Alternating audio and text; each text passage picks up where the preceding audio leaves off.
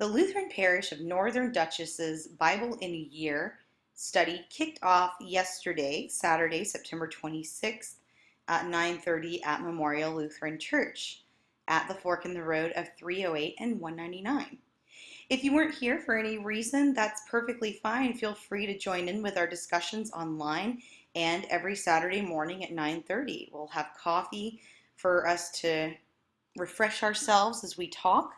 So let's talk a little bit about what you missed this past week. We talked a little bit about the goal of the Bible in a Year study, which is for the entire parish and her member congregations at Memorial Lutheran, Third Lutheran, and St. Paul's Lutheran to root themselves, ourselves, in the inspired Word of God through study, prayer, and community with one another. And the time together each week can complement the discussions taking place online. We spent some time going through the week's readings over the past 7 days, including the creation narratives in Genesis 1 and 2 and the account of the first sin in Genesis 3.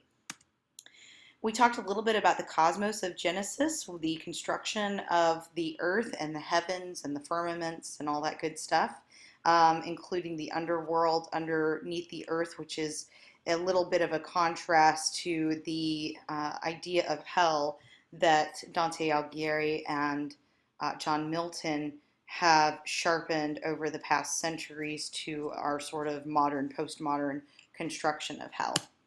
We talked about the differences in order of creation between Genesis 1 and 2, so that was kind of an interesting overlap there. We talked a little bit about the differences in those creation narratives and what each one emphasized and how each complemented each other even though there were differences. We talked about the first sin and what the serpent's dishonesty revealed about doubt and what different aspects of sin happened in this fall from grace. We talked a little bit in the group about what was interesting to everyone about the first sin. We went over the readings about early accounts of humankind, including Cain and Abel, the development of early tools, the first instances of religion, Noah and the ark, and the differing accounts of how many animals were on the ark. Genesis 6:19 saying that there were two of each animal, and Genesis 7:2 saying there were 7 pairs of each animal. And we talked a little bit more about that in general. And we went on to our reading from Wednesday talking about Genesis and the post-flood world, sort of antediluvian, before the flood, and the world afterwards. A little bit about the Tower of Babel and how the great irony was that the human beings, early humankind, decided to build a centralized tower to the heavens out of fear that they would be scattered around the earth. And once God saw that they were building a tower to the heavens, God scattered them around across the earth.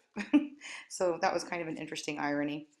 We talked a little bit about whether the issue behind the construction of the tower was a sense that physical rising to the heavens was what humans thought needed to happen for the soul to be saved.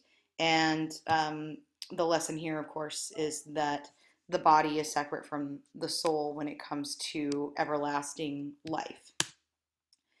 Went into Job for Thursday and Friday and talked a little bit about the origins of the Job narrative in terms of who decided which punishments should start for Job and whether or not they are actually punishments or whether they are a test or whether they are circumstantial, and started with God taking away physical circumstantial blessings and Job still maintaining faith in God, showing that our faith is not based on what God gives to us. Our faith in God is because of the majesty and the authority of God, not because of God's blessings to us.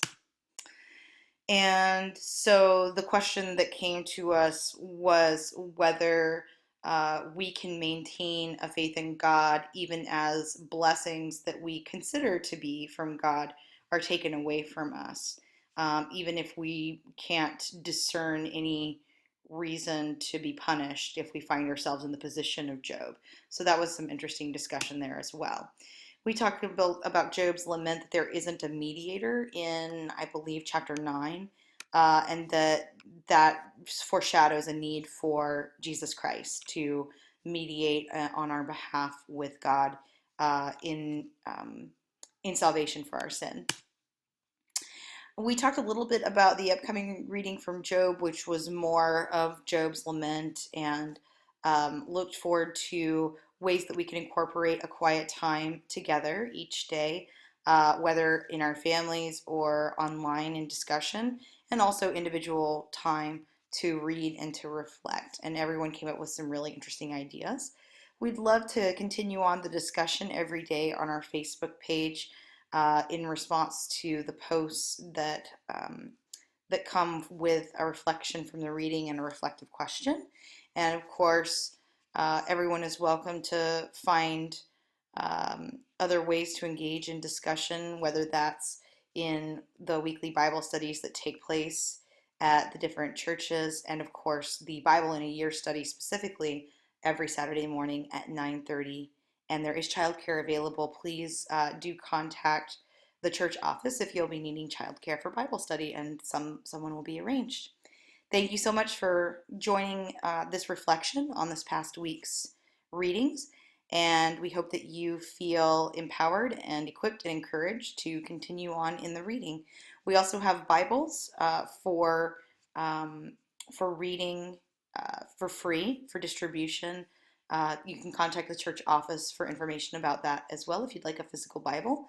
There are also some really great online Bibles that folks found useful during reading. One of those is Bible Gateway, and it's through BibleGateway.com. So happy reading, everyone, and hope to see everyone on Saturday at 9:30 at Memorial Lutheran Church. Thanks.